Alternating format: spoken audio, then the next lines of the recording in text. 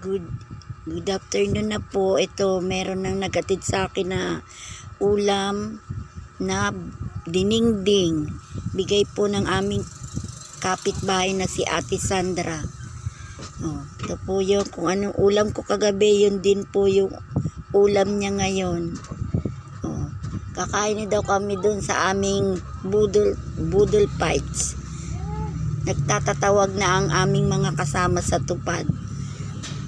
Kaya eto, nandito pa ako sa loob ng bahay. Kami ay magbubudol fights sama-sama. After 10 days, kainan kami lahat sama-sama ngayong tanghalian. Kaya eto, nandito pa ako sa loob ng bahay. Nagtatawag na sila. Para masaya, pupunta na po ako doon sa aming kainan kay aming grupong tupaders. Maraming salamat po.